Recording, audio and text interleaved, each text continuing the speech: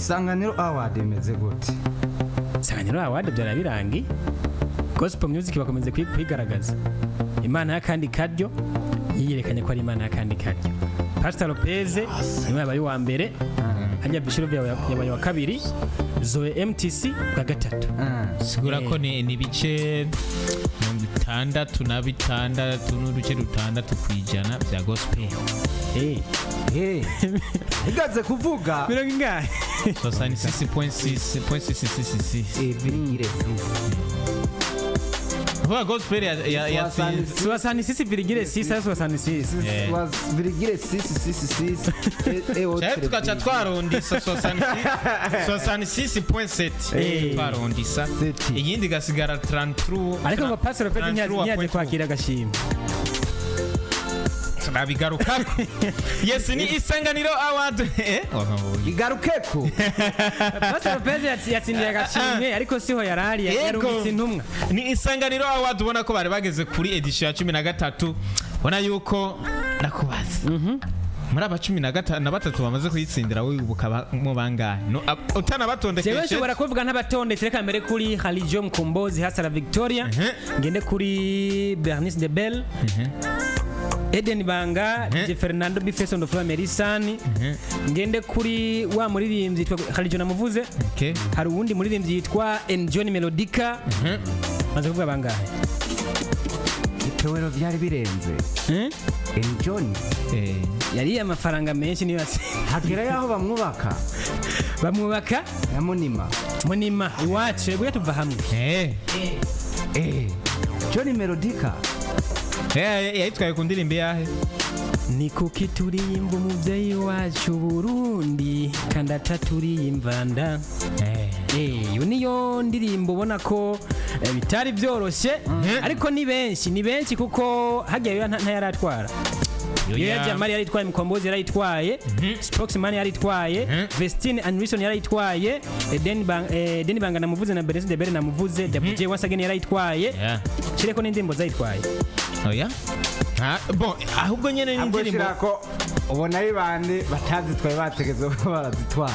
Oya Khalijo yarayitwaye ku ndirimbo reka nahe mumera ku gafoto hari abantu benshi batavyibuka reka mvuge ntanzi foto byongora. Khalijo yarayitwaye muri 2011 Yoya Jamari kwa ndirimbo Khalijo reka ntahe Yoya Jamari ku ndirimbo wiyumva gute 2012 Mkombozi Lucifer indirimbo ntayo nibuka neza. Hari indirimbo Mkombozi yasohoye itwara Isanganiro Award 2013. Enjoy Melodica yitwa indirimbo yiwe twanda Savye Jambo 2016. Spokesman indirimbo Burundi 2017. Anderson Vestine indirimbo Vuga ijambo rimwe gusa. Nta majwi yo kuririmba nimungore. Bernice de Bell indirimbo yitwa Iwacu 2019. Eden Banga ijambo 2020. Double J ndirimbo Nopfa 2021. Bifeso on the floor Kora 2022. Emerson Tagata 2023. DJ Fernando Bellissima 2024. Pastor Lopez Imana y'akandi karyo 2025 ku nshuro ya 13. Nukuvuga irigana kuva ritanguye rimaze kuba inshuro 13 gatangwa 2011 tugeze 2025.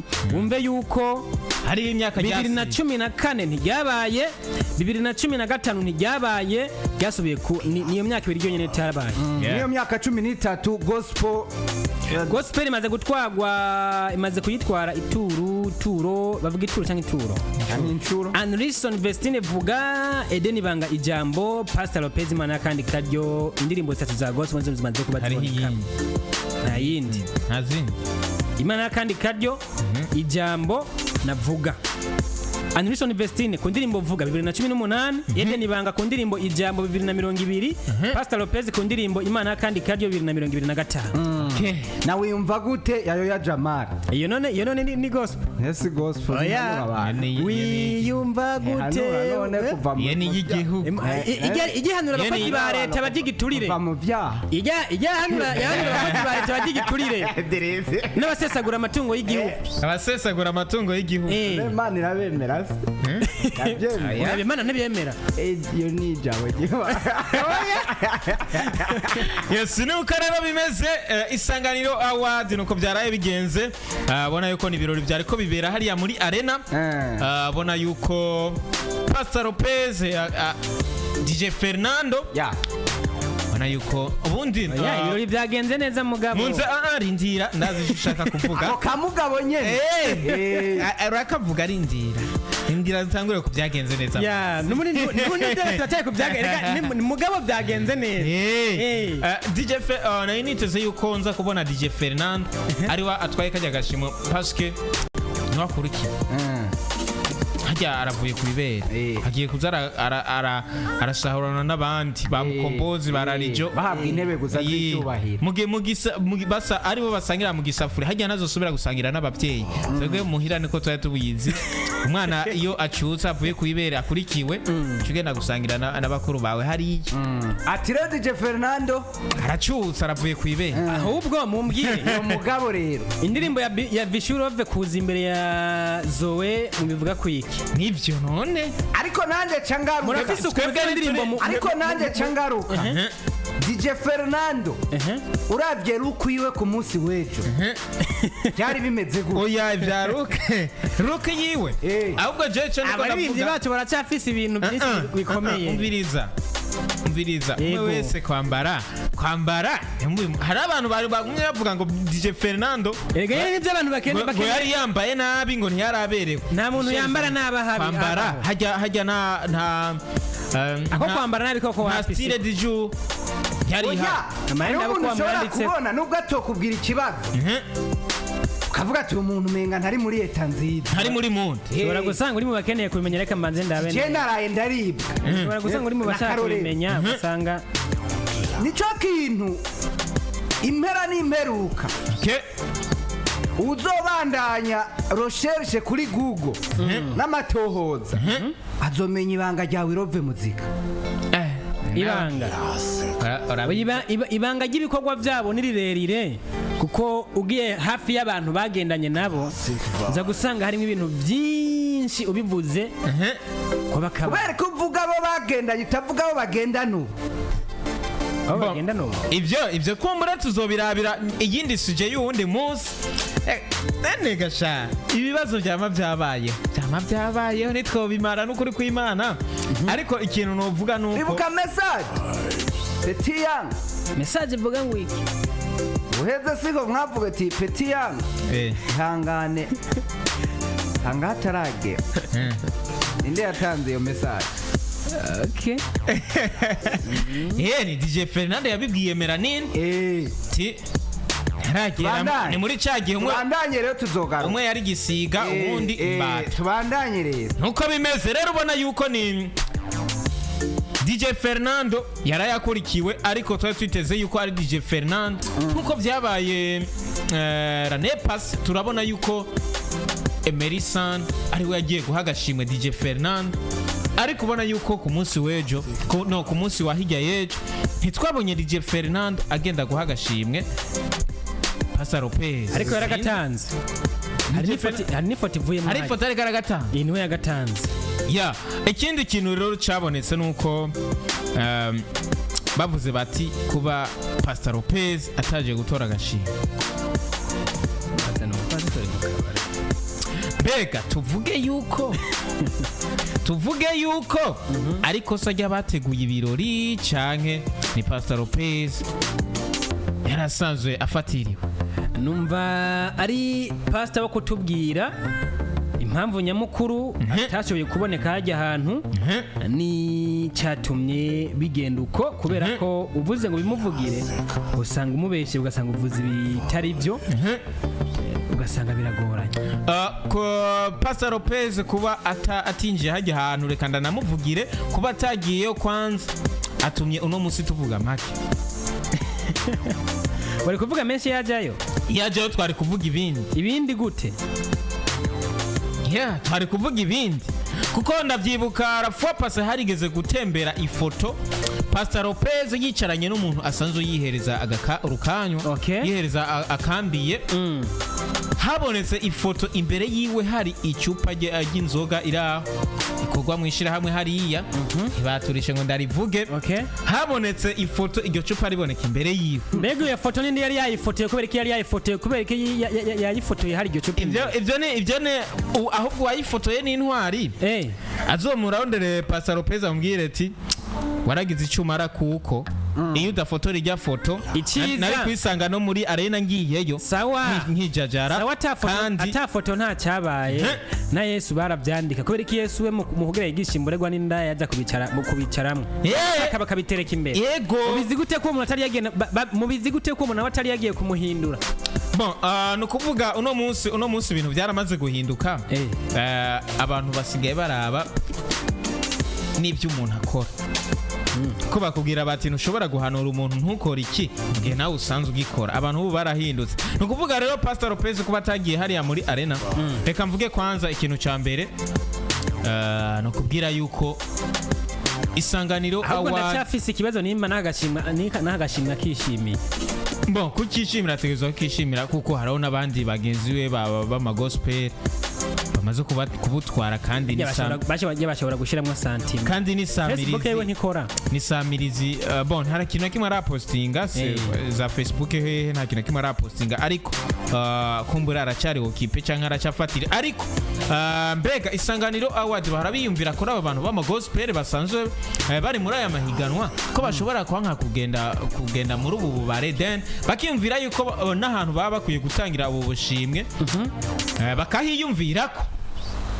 icyo novuga bakahiyumvirako basanze ari wa gospel bikabera mu rushengero ahubwo ibintu byo kumva yuko aka gashimwe bogatangira muri night club mu bubare nka kujya bari bakwiye no kubihagarika barabaza gushutingira indirimbo ego bagenda kwashutinga indirimbo ntibagende mu bintu byatunganye mbega none hage bandira inzoga gusa ariko si bose bahara bagenda kwashutinga ariko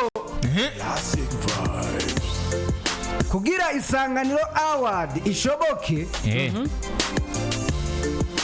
nitangiro burorero mfise ngaha Diteke Burundi irayishiramwe uruhara n'uburorero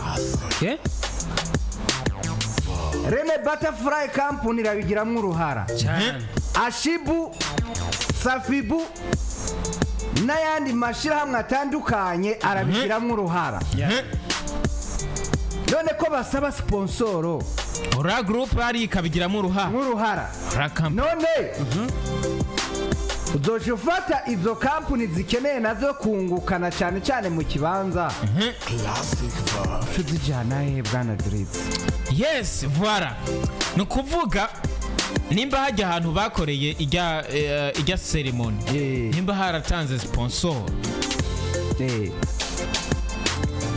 nimba haratanze sponsor ya plus baca baraba mbega igikuru n'icyaha igikuru nuko ujya atonda igikuru nuko tugenda kuhakorera ukaraba mbega twinjiza iki ariko nimba ata sponsor bari babahaye je novuga yuko bari bakwiye kuraba nkuko batahashitse ntituramenya igituma atahashitse ariko nibaza yuko kuba atahashitse no kuba byabereye mu kabare nabyo nyine bishobora kuba birimo kuko n'abantu benshi n'abapasitori benshi n'abantu benshi basenga babwira bati je aka kabare sinopfa ninjiyeyo night club sinopfa ninjiyeyo ahantu nkaha naha sinopfa ninjiyeyo naho byogenda gute uko hazi hajya ahantu iyo habereye ibirori nicyo kimwe niyo hatabereye ibirori Gera Plaza ko batunganya ibiteramo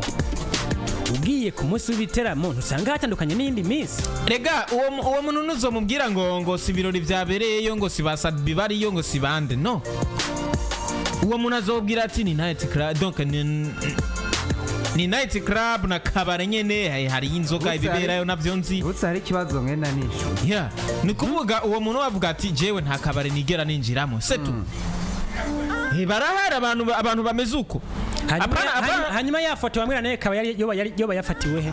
ijya foto barashobora kuba bari mu rubanza rusanzwe ari nk'ahantu bubatse nka jardin, nko mu rupangu rw'umuntu bubatse nka jardin ku rubanza, ugasanga kwicarana n'umuntu afata mukabareba badanaza ibiboreza gusa canke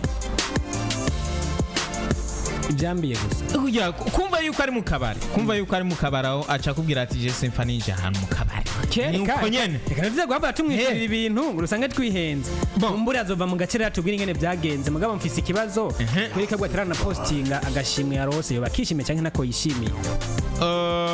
Ujya turamuzi yuko atari umuntu w'amarezo sosiyo cyane kuko n'uno munsi urazi he is an artist, he is a pastor kandi akira gute akeneye yuko ibikorwa byiwe no ku mbuga nkoranyambaga kwese bigira gute bicako. Impamvu zya social media platforms yazishizeho ni kugira ngo babandi badakunze gushika aho akorera, ndavuga ku rusengero, bazohore bagira ukuntu bagira gute babona ibyo yakoze. Wanashima zimwe muri performance agenda akora ziragira gute zirajya kuri izi mbuga ziwe.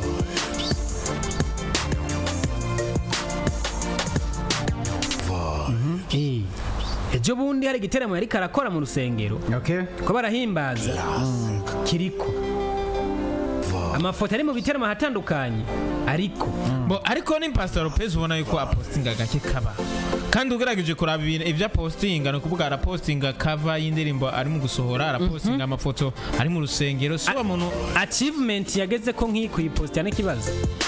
Mbega curaba mbega ni Pastor Lopez wenyine atahora bipostinga kuko ugera uno munsi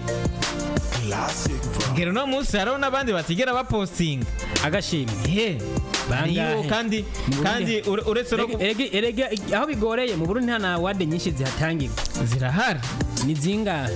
Zirahari. Reka tuvuge isanganiro yo niyo ikunze kwa mihari kuba atarapostinga icyo si kibazo kuko abantu benshi barazi yuko yakaronse nicyo gikuru. Ariko reka kwanza tumukeze tuvuge tuti congratulations, indirimbo yawe imeze neza, abantu barayikunze, indirimbo yameze neza, indirimbo ni sawa kuko indirimbo imeze neza. Hama turindire rero yuko azogira icyo avuze kuri aka gashimwe yaraye aronse. Ariko hari ikintu yavuze ukivuga ngo ntiyoja mu kabari, yomenya abantu ino ndirimbo iriko irahindurira mu kabari.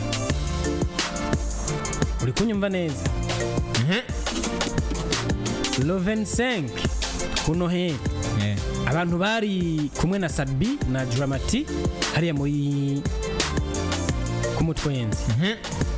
Iyi ndirimbo ivuze n'amacupa barashira hasi bakabanza bakagira gute bagahimbaza, ugacumbwira ngo ntiyohaje kuhaja reka kuhaja sikose oya kabisa, ibyo ndabizi. Tureke kumuvugira, sinituzi yuko ari nacyo cyatumye atajayo, azotuyagi kuko urabona yuko hari abantu yatumye bagende kukamutorera. Ariko nashatse kuvuga yuko hari abantu benshi turetse no kuba ari n'abapastori, hari abantu benshi batigera binjira mu kabari.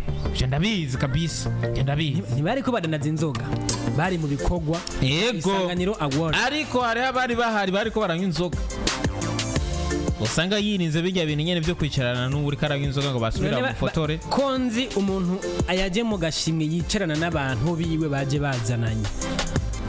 Artiste yashitse muri finale aba afise table yiwe n'abantu biwe, aba yatanze list y'abantu baza kuzana, aba afise table yiwe baza kujana nako n'abandi swate na manager wiwe canke na famille yiwe. Nabivuze arashobora kuba atigera yinjira mu kabare setu. Wowe kumva gusa ko arakabare tayari biba biheze, avuga ati jewe aho sininjirayo. Ijya foto niyo ncangarukana cyumbwirana ingene byaje. Ijya foto na nyene nuko nyene ari abantu nyene usanga atama brise bakora kwa nivyo nta nivyo twobaza nk'ijya foto ngo ari foto yigeze mugabo naho nyene abafise icyo bivuga ko aravuga ati igituma je ntagiye hari yane kubera ari mu kabare kwa cyahe nari mfatiriwe, mbega bari kugenda y'uburi disponible ego canke oya setu gacha birangira hamisanganiro award yarayibaye. Nawe ntaca aravyumva azotubwira what happened kugira ngo dutahure twumve n'agaciro hereza award muri rusange kabisa.